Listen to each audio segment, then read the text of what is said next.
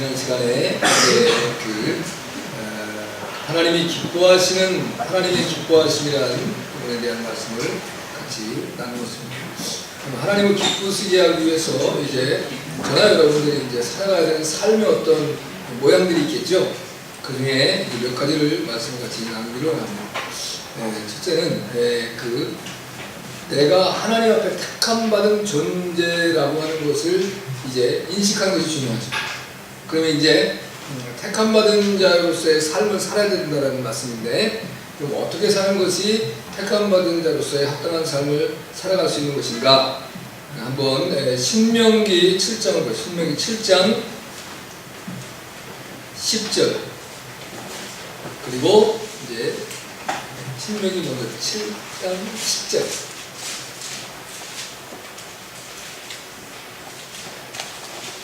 함께 봤습니다. 시작.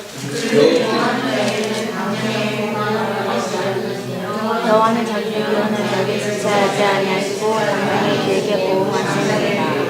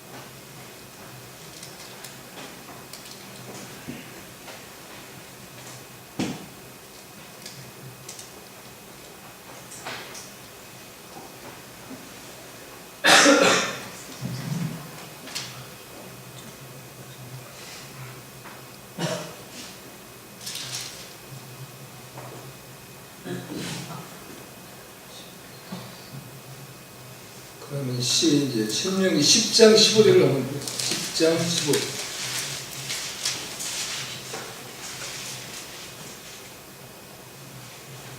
15절 같이 봤습니다. 시작. 여호와께서 우리의 열조를 기뻐하시고 그들은 살아가사 그 후손 너희를 만민 중에서 택하셨으니 오늘날 같으니라.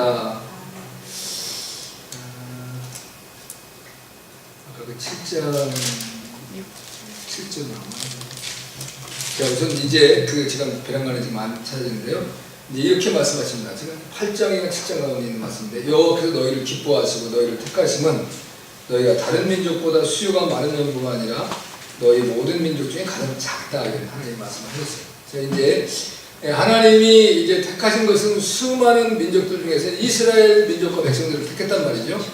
그러면 이제 그를 택하신 하나님의 가장 중요한 하나님의 뜻이 분명히 있다는 거죠.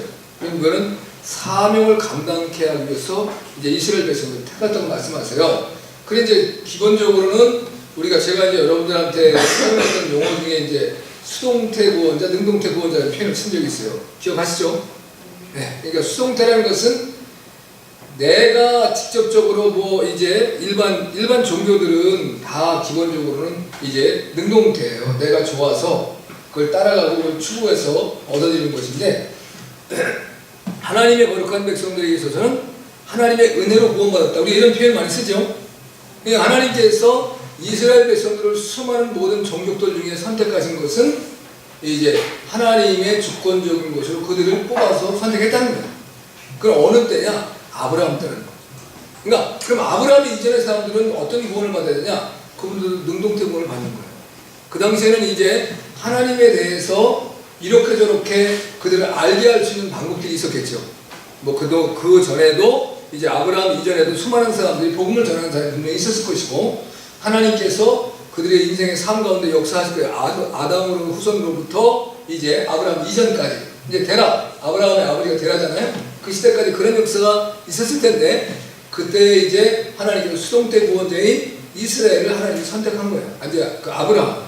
그 아브라함의 아들이 이제 이삭이고, 이삭의 아들이 그 야곱이잖아요. 그 요새까지 이렇게 교부적으로 이제 이어지는데, 그런 역사 가운데서 여하튼 간에 아브라함이라고 하는 한 인물을 택하시고 야곱 때에 들어서 이제 창세기 그 31장에 보면 야복강가에서 야곱이 이제 에서를 두려워서 기도하다가 밤이 맞도록 기도하다가 환도뼈가 부러지면서 그가 이제 하나님께서 야야 나 지금 가야 된다 시간이 없어서 너 나를 붙잡고 있지 말아라 내게 축복하지 않으면 안 가겠습니다. 네 이름이 뭐냐? 야곱입니다. 그럼 다시는 너의 이름을 야곱이라고 부르지 말고 이스라엘이라. 이는 하나님과 겨루 이겼습니다. 아니 하나님 어떻게 이기겠어요? 여러분 하나님 이길 수 있겠습니까? 그러나 그가 그 말씀은 그의 기도와 간구를 통해서 내가 내 소원을 들어주겠다라는 약속이죠. 그럼 그를 축복해서 이제 그때 야곱이 뭐라고 말씀하냐면 내가 이제야 여호와께 복을 받았느니라.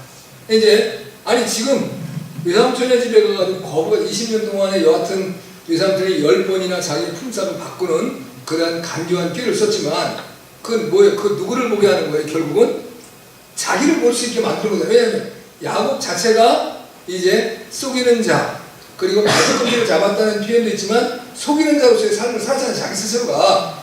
근데 내가 하나님 대로 내가 당하고 있는 건데 나는 어떤 측면에서는 더 크게 향한 거죠. 왜냐하면 형의 축복권을 빼앗았으니까 이건 있을 수 없는 일을 하여튼 이루게 만드는 거잖아요. 그럼에도 불구하고 외삼촌에게 10번이나 속임을 당하면서 고통과 고난을 받고 지금 이제 깨우침을 받고 돌아오면서 이제는 나의 이전의 그 속이는 자의 삶이 아니라 이제는 하나님만을 바라보고 의지하는 삶으로 달려가겠다는 그 이제 작정과 각오와 다짐의 모습이잖아요. 그런데 우리가 성경을 보면 여러분이 이제 우리도 하나님 내가 하나님께 나를 불러주셔서 특별히 너무 감사합니다. 내가 하나님이 기뻐하는 삶을 살겠습니다. 그리고 오늘 살아요. 근데 내일 또 넘어질 수 있어요. 그럼 어떻게 해요? 아유 나는 이렇게 응? 의지 하나가 부족하고 연약해가지고 날마다 쓰러지고 넘어지고 야, 이렇게 신앙생활 되겠어? 차라리 부끄럽게 교회 공부보다 소용없어. 이런 걸로 가서는 안 된다는 거죠. 왜? 야곱은 분명히 이제 외삼촌의 지금 가기 전에 창세기 28장에 보면 그가 이제 가다가 밤입중이 되니까 자야잖아요. 자야 되는데 뭐 어디 갈 데가 없어요. 누구 집도 없고 뭐도 없으니까 그냥 광야니까 그 광야에서 돌베개를 잡고 격야했다 그랬어요. 그 이제 밤을 지새면서 뭐 하여튼 그 춥기는 하지만 그래도 그 사람들의 삶의 그 이제 그 습관 속에서는 저녁에 날씨가 추워지지만 이제 그 겉옷을 딱 뒤집어 쓰고 잠을 자면 잠을 잘 수 있다는 거죠. 그러니까 이제 돌베개라고 잠을 자는데 하늘에서 사닥다리가 슉 내려와요. 이제 하늘에서부터 사닥다리가 내려왔으니까 그 광경이 얼마나 이제 꿈이지만 장관이었겠어요. 뭐 사닥다리가 조금 내리는 것이 아니라 하늘에서 땅에까지 닿을 정도로 사닥다리가 내려왔으니 그 우리가 한번 연상을 해보면 대단한 거 아니에요? 그 왜 뭐 소방훈련이나 이런 거 하면 지금은 이제 아파트들이 되게 엄청나게 고층이잖아요. 지금 보면 이사할 때 뭐 사용해요? 사다리차 하는데 그 누가 그걸 생각을 했겠어요? 사실 지전에는 다 사람들이 그거를 끌어내서 지금 이제 엘리베이터는 엘리베이터로 아니면 손으로 들고 내려오고 지금까지 높지 않은 데는 다 한 5층 같은 데 다 들고 내려왔잖아요. 그러니까 옛날에 이사하는 것 자체가 너무 힘들고 어려웠는데 지금은 뭐 다 기준기 아니면 또 이제 콘도라라는 게 있어가지고 이제 아파트 위에서부터 그걸 딱 실어가지고 날려드릴 수 있고 이게 너무 좋은 어떤 시대가 되었죠. 그러면 사다리차가 그게 쭉 올라가는 걸 볼 때 얼마나 기가 막히게 야 저런 놀라운 걸 누가 생각하고 발견했을까. 내가 보면 성경에 먼저 나와 있단 말이에요. 성경은 위에서 내려왔지만 이거 밑에서 올라가죠. 아무튼 그 사다리에서 천사가 내리라 오르락 내리락 하는 걸 봤던 것이죠. 그래서 이제 이거 하나님이 나한테 역사하시는구나. 그 직감적으로 깨닫고 느낀 거 아니겠어요? 얼마나 위로가 되고 힘이 되고 용기가 되겠어요. 맹수가 와서 잡아먹을 수도 있고 이제 또 강도들이 뭐 그 광야 때는 또한 이상하게 살 것도 없는 가운데서 강도들이 있어서 나그네나 여행객들 것을 이제 공격해서 빼앗아가고 목숨도 앗아가고 이렇게 하잖아요. 그런 가운데서 하나님 위로를 받으니까 하나님이 시킨 거 전혀 없습니다. 자기가 일어나가지고 그 돌베개를 이제 옆에 있던 걸 딱 세워가지고 하나님 앞에 서원을 하잖아요. 이곳이 원래는 루스라는 곳이었었는데 이곳이 베델이다. 이제 여기가 하나님의 집이다. 떡집이다라는 하나님의 이름을 지어서 그 이후로 베들레헴이 되는 거예요. 예. 그래서 이제 거기에서 베들레헴에서 이제 수많은 다윗도 베들레헴 출신이잖아요.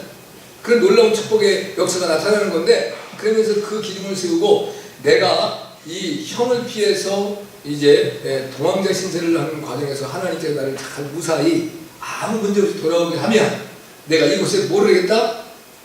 반드시 하나님의 집을 지켰습니다. 제가 성경을 지켰다고 약속했거든요. 하나님이 너보러 그렇게 하라고 한 것도 아니고 스스로 자기의 이제 믿음의 고백을 드리고 그 다음에 어떻게 했어요? 내가 이제 내 소득의 10의 1조를 반드시 드리고 내가 오직 하나님께만 예배드리겠습니다. 고백을 했단 말이에요. 그런데 그 야복강에서 그 형이 두려워가지고 이제 다리를 쩔뚝거릴 정도로 이제 하나님이 그 환도뼈를 침으로 이제 다리가 야곱이 절었다는 거 아니에요? 그런 인생을 살면서도 이제 그 베델로 안 가잖아요. 어디로 가요? 세겜으로 간다. 이제 그 에서는 세일산으로 돌아갔겠죠. 세일에 살고 있었으니까. 그러나 이제 그 베델을 거쳐서 가야 되는데 형이 두려워서 왜? 어떻게 또 마음에서 해코지 할까? 여하튼 그때는 하나님께서 역사도 하시고 이런저런 이유로 자기를 어떻게 못했지만 사람이라는 게 그런 거잖아요, 여러분. 지나고 나면 과거의 일이 솔솔 떠오르기도 하고 이거 그냥 놔둬야 돼, 어떻게 해야 돼? 그러면 내가 못하겠으면 어떻게 해요? 내가 못하겠으면 누군가를 시키는 거잖아요. 이제 내가는 이게 차마 내가는 이제 너하고 나하고 화해를 풀고 다 좋아졌는데 자기가 할 수 없으니까 누구를 써야 되겠어요? 사람들을 써야 되는 거예요. 그러니까 청구가 일어나는 게 그런 거예요. 내가 대놓고 할 수가 없으니까. 그래서 이제 그렇게 될 위험성을 미리 미연에 방지하기 위해서 그 베델을 거치지 아니하고 세겜으로 싹 터난다. 거기 살면서 사랑하는 외동딸 하나밖에 없는데 그 딸이 강간당하는 그런 시련을 겪고, 그리고 이제 그 시므온과 레위라는 두 형제가 범죄를 저지르는데 뭘로 저지르요? 하나님의 언약을 사람을 죽이는 데 사용하는 거예요. 그러니까 할례라고 하는 것은 하나님의 언약 백성의 표징인데 그 표징을 자기 원수 갖고 복수하는 데 쓴다. 그건 하나님이 어떻게 하는 거예요? 하나님을 이용하고 도용해서 내 목적과 내 유익을 챙기는 거예요. 그거는 하나님 앞에 천벌을 받아야 될 죄악이고, 그런 죄악을 저질러서 이제 엄청난 문제를 만들잖아요. 근데 하나님이 야곱과의 언약 때문에 창세기 35장에 보면 뭐라고 말씀하세요? 야곱아, 베델로 올라가라. 깨우쳐 주시자. 자, 우리도 우리의 삶도 속에 우리가 이제 내가 내 뜻과 내 목적을 따라서 때로 하나님의 베푸신 은혜와 하나님이 택하심의 은혜를 잘못 이용하고 사용하고 아니면 이제 그릇 행하게 할 수도 있지만 하나님이 다시 우리를 일깨워 주신다. 아멘. 그러니까 하나님을 가까이 하는 끈을 놓치지 아니하고 우리가 이기고 승리하는 사례가 되는 것인데, 그 내가 택함 받은 자의 사명이죠. 그건 뭐예요? 그건 온전히 이제 그걸 감당하기 위해서 우리가 최선을 다해 살아가야 되는데, 저나 여러분이나 우리 모두에게 이 시대에 오고 오는 세대에 하나님이 하나님은 예수님 말씀하세요. 예수님이 십자가에 달려 돌아가신다는 말씀 하잖아요. 내가 이제 면전이 못 되어 대제사장들과 그리고 관원들과 또 이제 그 바리새인들과 여러 사람들에게 끌려가 모든 고난을 받고 이제 십자가에 죽은 이후에 3일 만에 다시 살아나야 하리라. 예수님이 이제 그런 말씀을 주님이 하시죠. 이제 그러면 그때 이제 베드로가 그러면서 겟세마네 동산을 가잖아요. 겟세마네 기도하는데 겟세마네라는 것이 이제 감람나무 골짜기라는 뜻이잖아요. 감람은 무엇에다 쓰는 거예요? 기름만 쓰는 기름. 근데 감람나무는 4번의 기름을 짠다 그래요. 이제 그 전통적으로는. 그래서 하나님께서 감람류를 하나님께 사용하는 감람류를 사람이 쓰면 죽습니다. 그거는 함부로. 그러니까 첫 번째 짜는 기름이 하나님을 위해서 감람류를 하는 거예요. 그래서 이제 왕이나 제사장이나 선지한테 기름을 붓게 하고 또 하나님의 성전에 기름을 불 밝힐 때 감람류를 밝힐 때 그걸 사용해요. 두 번째 짜는 감람류는 식용으로 쓰는 거예요. 우리가 먹을 수. 그 다음에 세 번째 짜는 감람류는 그 한 번 짠 거를 그 버리지 않고 두 번 짜고 세 번 짜고 네 번 짜는 거예요. 이제 세 번째 짜는 것은 그 여인들이 화장용으로 사용하는 뭐 치료용으로 쓸 수 있겠죠. 그 다음에 네 번째는 이제 비누를 만들거나 또는 이제 다른 어떤 일반 용품으로 사용한다는 거죠. 그러니까 이제 그 이스라엘 백성들이 그 쓰는 모든 용도를 다르게 했다는 거예요. 지금 이제 우리는 여기도 감람도 지금 먹죠? 드시죠? 감람기름 팔잖아요. 그건 이제 어떻게 이제 가공을 해서 온 건지는 모르지만 그것이 이제 기름이 좋다 해서 그걸 먹기도 하고, 여기 보니까 기름 종류도 다양하더라고요.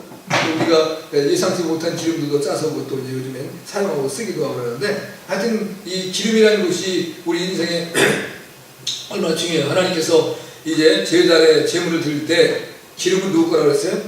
하나님의 것이라고 했어요. 기름은 사람이 먹으면 안 됐습니다.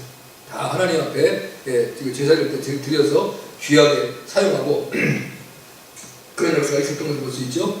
그런 어떤 이제 일을 할 때 예수님이 이제 이제 겟세마네 동산 기도 다 끝난 다음에 이래잖아요.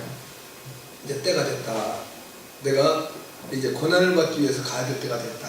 예수님이 이제 십자가에 달리기로 잡혀갈 때가 됐다는 말씀이죠. 제가 무슨 말은 몰라요, 주자들이.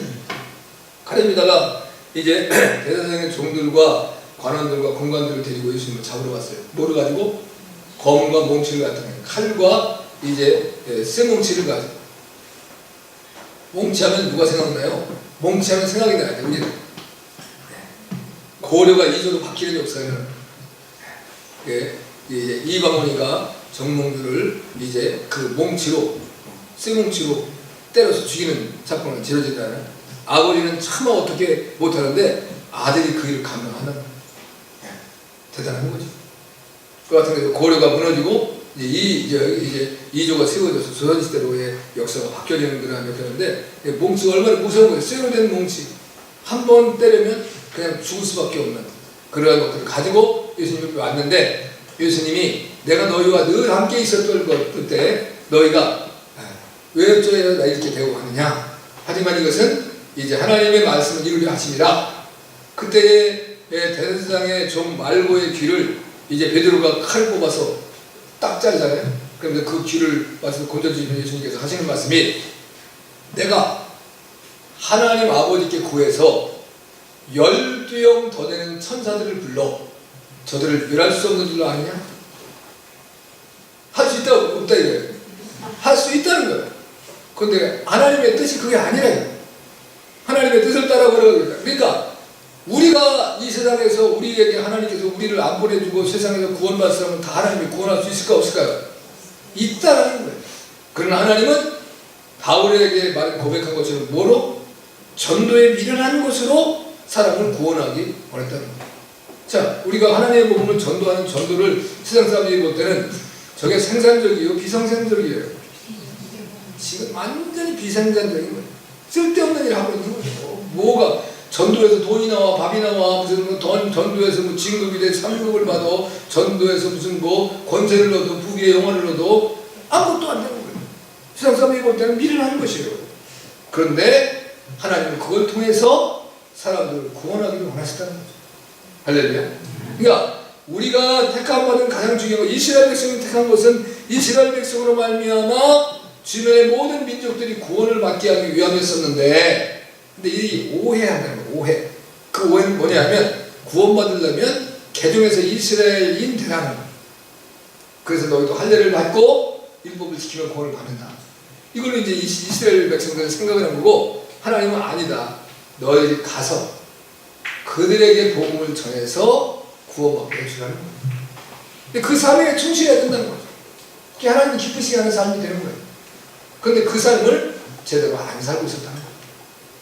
하나님께서 뭐 말씀하신 거는 너희가 다른 민족보다 수요가 많아서 너희를 택한 게 아니라, 너희 민족 중에 큰 적고 보잘것없어서 내가 그 약한 자를 들어 강한 자를 부끄럽게 하시고, 이제 그 미련한 자를 들어 지혜로운 자를 부끄럽게 하시고, 그런 하나님의 능력을 나타내기 위함이다. 고린도서에서 주신 말씀이잖아요.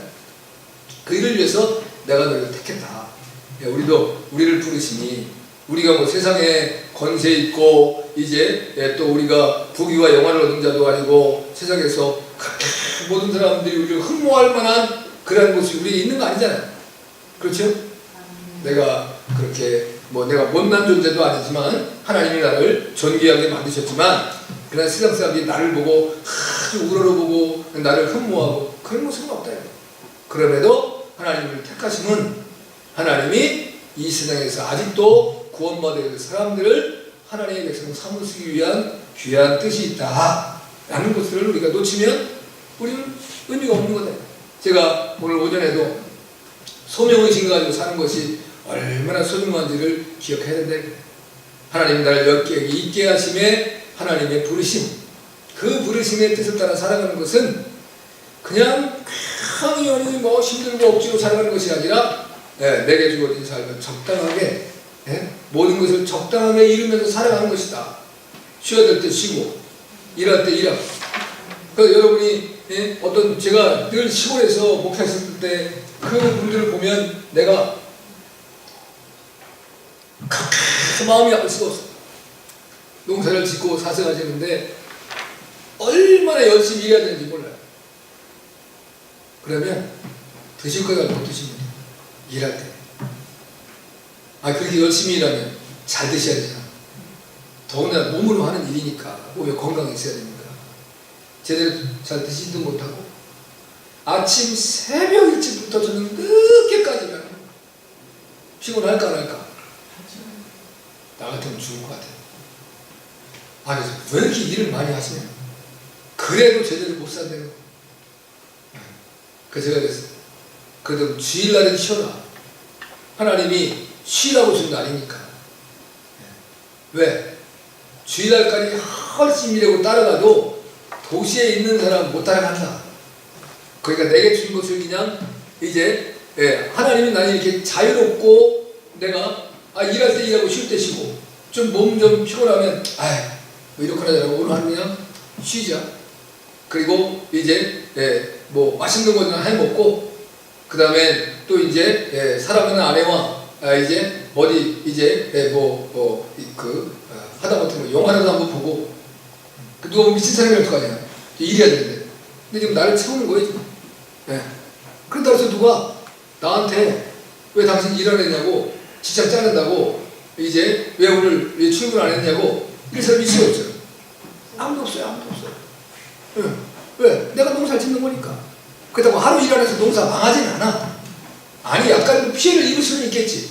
그게 어느 시기인가 시기에 따라서 뭐 열매를 거둘 때가 다를 거고 뭐 다를 건데 그러나 근데 그 하루 더 했다고 해서 내가 떼부자 되지도 않아. 다 그렇게 얘기를 해요. 그러면 다 웃어요. 왜냐면 제 목사님이 나이도 어리고 농사를 안 접어갖고 그걸 몰라서 그래. 이런 생각 같아요. 제가 볼 때. 근데 저도 농민의 아들로 태어나서 농사 짓는 것도 봐하고 일도 해봤어요. 그런데 그래가지고 부자 하는 거야. 그냥 먹고 사는 거예요. 근데 그렇게 하루 일하랬다 해서 못 먹고 굶지는 절대 않아요. 그렇다고 하루 일 더 했다 해서 엄청난 부자가 돼가지고 자산한 것도 아니에요. 아니 뭐 건강해서 금을 캐는 것도 아니니까. 건강해서 금을 캔다 했으면 오늘 이제 내가 하루를 더 뚫었으면 금맥이 터지면 그거 내가 지금 부자가 되겠죠. 그거 다른 거죠. 그런데 그렇게 살아가. 우리가 제가 이 세상에 제일 좋은 직장이 어떤 직장이냐? 주일날 하나님 앞에 예배 드릴 수 있는 직장이 제일 좋은 직장입니다. 아멘. 그게 축복이에요. 자, 그 다음에 이제 그러면 그런 삶을 살아야 되는데 우리가 하나님께 택한 받은 자의 삶을 살아야 되는데 가장 중요한 것이 이제 우리의 삶 속에서는 하나님께서 예배라는 예배. 그런데 그 예배를 어떤 자세로 준비해야 되냐 한번 보겠습니다. 역대상 29장 11절. 역대상 29장 11절.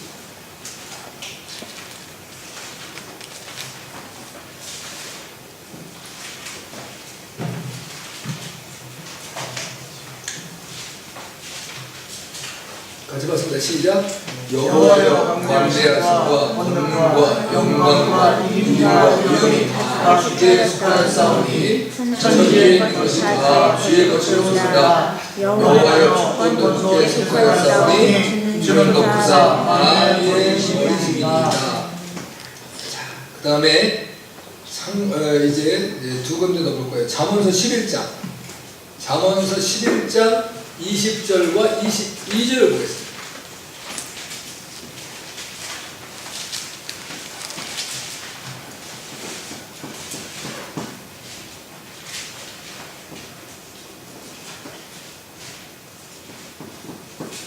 같이 봤습니다. 시작. 마음을 그리한 자는 여호와의 미움을 받았고 행위가 온전한 자는 그의 기뻐하심을 받느니라. 22절. 아름다운 여인이 상하지 않은 것은 마치 돼지코에 큰 머리 같다. 돼지코에 큰 머리 끼워놓으면 그 얼마나 꼴불견이겠어. 근데 올해는 무슨 해라 그래요? 세상 사람들은 황금돼지해. 근데 황금돼지는 원래 두 마리예요.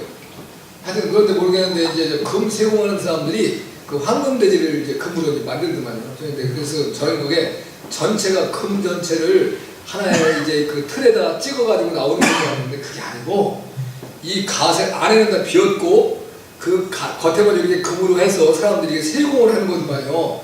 대단한 짓이구만. 그래서 그걸 이제 완전 황금돼지니까 그렇게 금으로 해서 파는데 그게 굉장히 많이 팔린대요. 이제 뭐 이런 일들을 하고 이렇게 하더라고요. 그러나 이제 돼지 코에 금고리를 끼워놔야 그게 꼴딱 서니까 얼마나 무섭겠습니까? 자, 그럼 이런 말씀은 뭐냐면 다 우리가 하나님 앞에 예배를 드릴 때 정직한 마음과 생활을 준비해야 되잖아요. 정직한. 그러니까 이제 거짓된 마음, 그리고 이제 오늘 말씀하신 교활하고 간교한 마음, 여기 패리한 마음을 가지고 그런 생활을 준비해서 하나님 앞에 드려주면 하나님 기뻐하지 않다. 그러니까 우리 믿음의 사람들은 때로 내 삶 속에 어려움과 손해가 되어지고 또 부족한 부분들이 내가 세상적으로 불만족한 일이 있더라도 거기서 늘 무엇을 찾으려고 하냐면 하나님의 뜻을 찾으려고 했어요. 하나님이 왜 이렇게 인도하실까?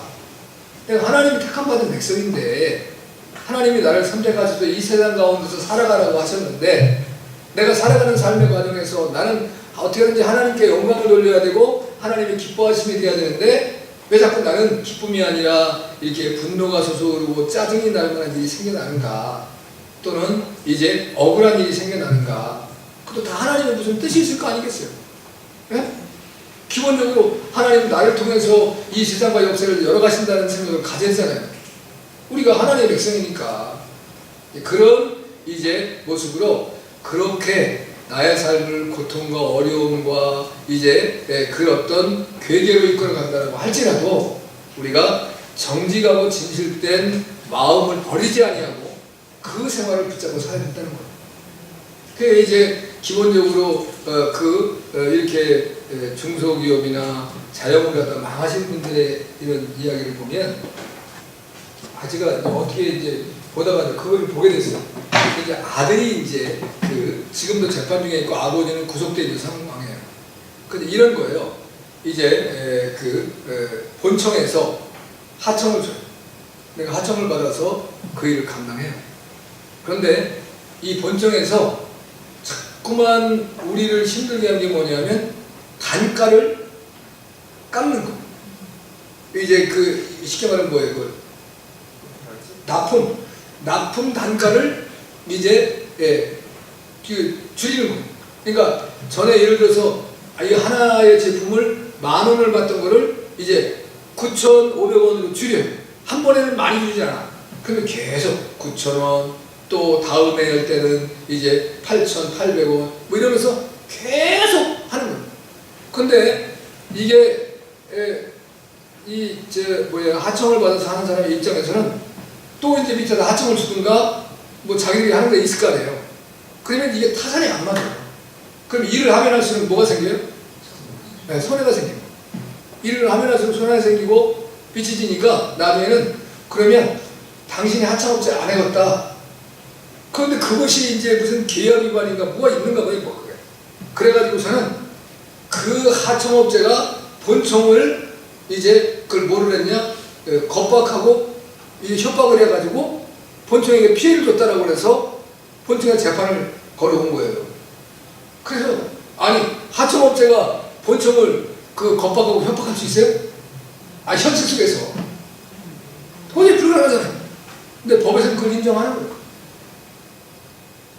그래서 야 이게 심각하구나. 이게 우리가 살고 있는 세상의 어떤 이런 어떤 모습이란 그냥 그러려면 어떻게 해요? 만약에 그런 이제 문제를 만들어내려면 그 제품을 어떻게 만들어야 되겠어요? 불량률이 나올 수 있도록 만들어야지. 왜냐하면 이게 돈 단계에 맞춰 나도 이익을 남기고 먹고 살아야 되니까. 그러면 뭐를 하는 거예요?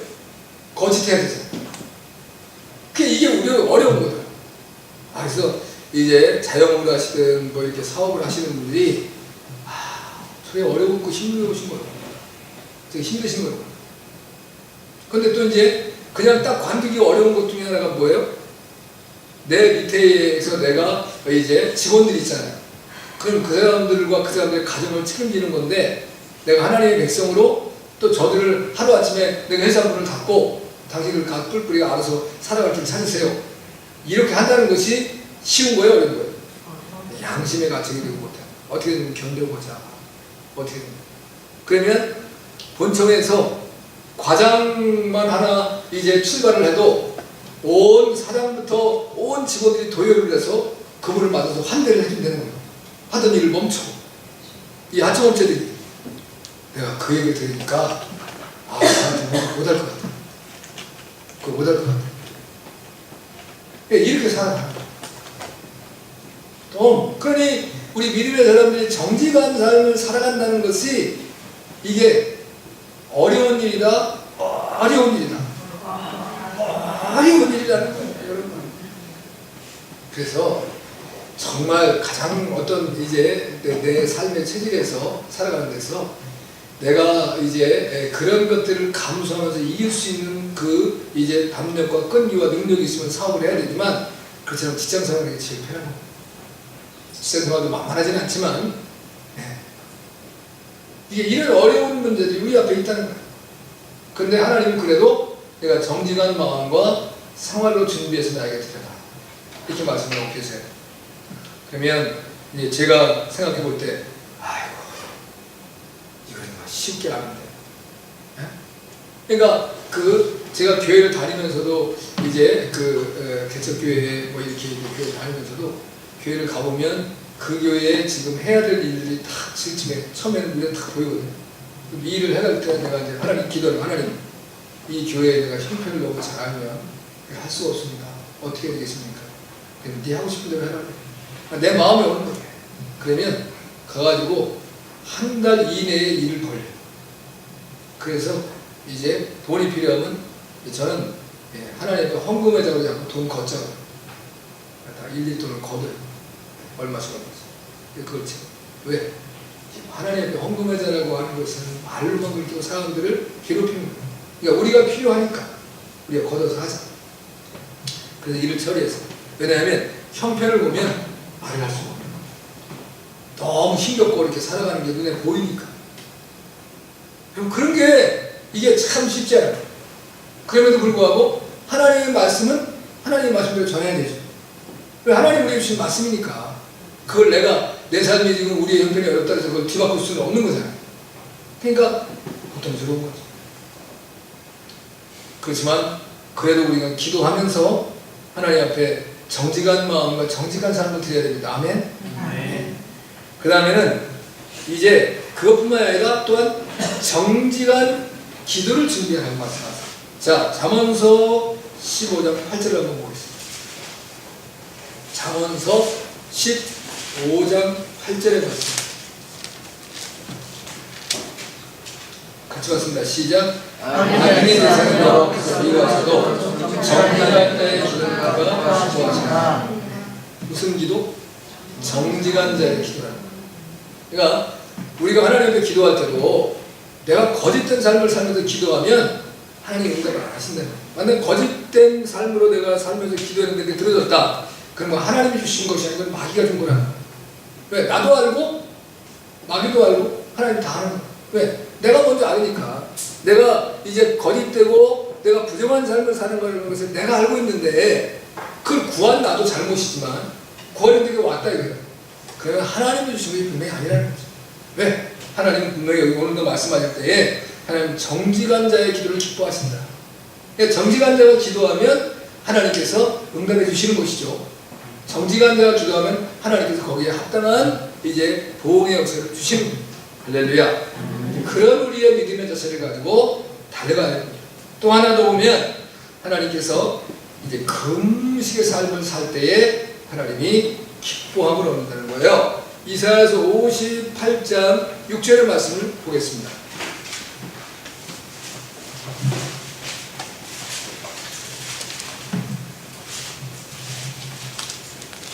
이사야서 58장 6절. 자, 함께 왔습니다. 시작. 나의 정화는 금식은 평화의 결박을 풀어주며 공의의 줄을 끌어주며 악재 나가는 자를 자유케 하며 모든 공회를 풀는 것이 아니하느냐. 할렐루야.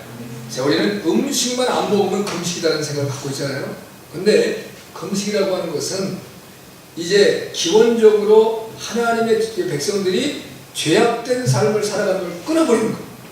이제 이스라엘 백성들이 지도자로부터 이제 특별히는 정치, 또 종교, 그 다음에 경제, 사회, 문화의 지도자들이 다 타락하잖아요. 이스라엘 시대에 얼마나 그들이 죄악과 폐역에 빠져버렸습니까? 그러니까 그런 삶을 네가 벗어라.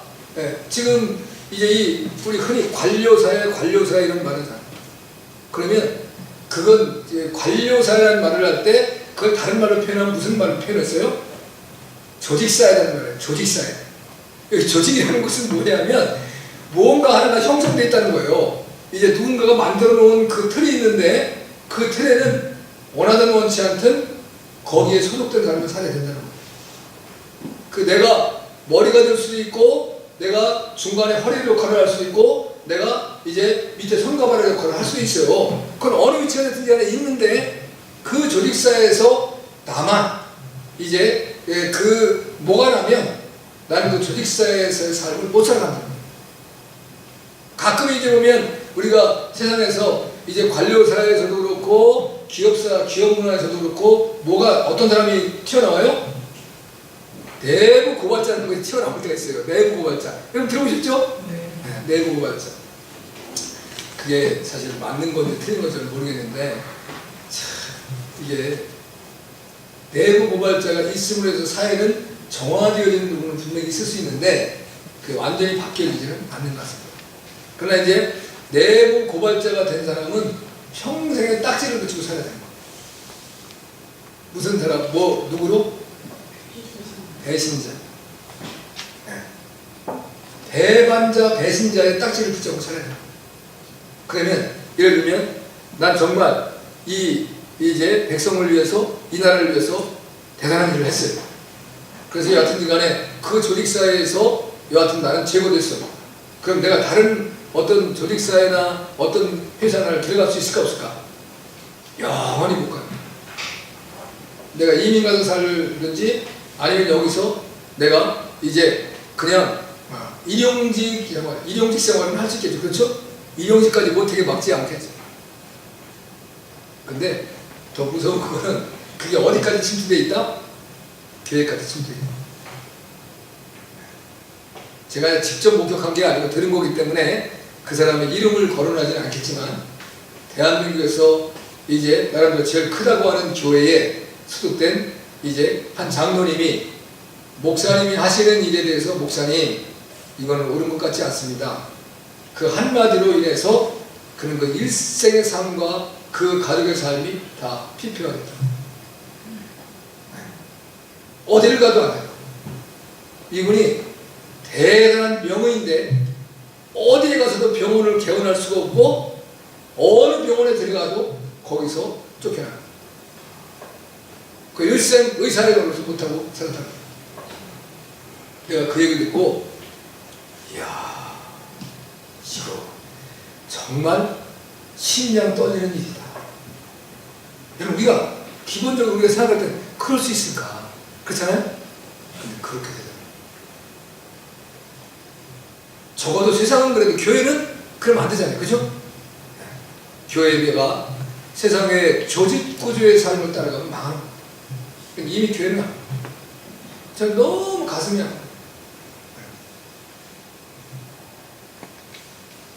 우리가 다 정말 흉악한 결박을 끌어내는 그 음식이 필요합니다. 그걸 위해서 기도하셔야 돼요. 하나님이 그건 기뻐하시는 삶이에요. 근데 이제 그런 사람들의 나름대로 무브먼트가 있어야 되겠죠. 근데 이제 문제는 어차피 이 세상에서는 기대하기 어렵습니다. 그러니까 이제 기독교 윤리는 저도 이제 라이언드 디보의 그 기독교 윤리를 택할 수밖에 없어요. 뭐냐면 점 더 선하고 점 덜 악한 쪽은 선택합니다. 세상의 선과 이제 그 저의 악은 존재될 수 없다는 겁니다. 이 세상에서 하나님의 말씀과 하나님이 주어주는 규례는 당연히 이제 선과 악이 딱 구분되어 있는데 이 세상은 선과 악이 공제되어 있다. 함께 같이 물려 떨어가기 때문에 우리가 선택하고 결정하는 것은 더 좀 나았고 좀 덜 악한 쪽을 선택하고 살아가는 것이 나는 온전한 지구의 선만을 붙잡고 살아간다. 그러면 나의 천국 가는 게 제일 좋아. 여기 살 수가 없다. 그래서 저도 제 선배 목사님들한테 늘 저한테 그런 목사 물고기가 너무 깨끗한 물에 물고기 있는 거 봤어? 물이 너무 깨끗한 물고기가 목사한테 죽는데 그래서 그냥 웬만하면 그냥 지나가 라고 그랬다. 근데 제가 젊었을 때 그게 안 돼가지고 많이 힘들었어요.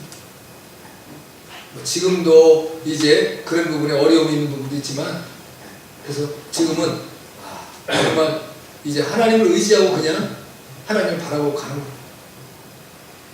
때로는 우리 아내가 나오고 그렇게 해서 세상 문제 당신이 다 해결하고 사시오. 답답해 보니까.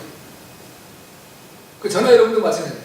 내 가정 문제, 내 자신의 문제 해결을 못하는데 때로 우리가 세상 문제를 다 해결하려고 하는 마음이 할 때가 있어요. 불가능한. 단지 기도하는 거예요. 하나님, 어차피 이 세상은 이제 마지막에 없어져서 다 이제 하나님 파괴될 이 나라, 이 세상. 그러나 이 땅에서 하나님의 의를 드러내며 살아가야 되겠는데 하나님, 제가 이거 승리할 수 있는 힘을 주시고 악에게 이끌리지 않고 하나님의 선하심과 기뻐하심을 위해서 하나님의 기쁨이 될 수 있는 그런 삶을 살아가는 제가 되게 하옵소서. 거기서 내가 때로 힘이 없어서 무너지고 또 내 의지가 약해서 쓰러지는 일이 없도록 주님의 그 능력의 손으로 전능의 하나님께서 붙들어 주시고 이끌어 주세요. 이런 고백과 기도가 필요한 거예요. 근데 혼자는 너무 힘들으니까 그런 사람이 둘이 있으면 또 용기가 되잖아요. 내가 넘어지려고 할 때 저 사람이 붙들어주고. 우리가 한문으로 사람이라는 사람 인자를 보면 어떻게 있어요? 이 밑에 받치고 있잖아요. 그죠? 쓰러지는데 지금 받쳐주는 거예요. 그러니까 넘어지지 않아요. 그러니까 우리가 그런 믿음의 사람들이 같이 기도하면서 그 같은 뜻을 가지고 하나님을 기뻐하게 하면서 달려가는, 그래서 정직한 마음과 정직한 생활을 준비해 하나님께 드려줄 수 있는 저희 모두가 될 수 있게 주님을 축복합니다.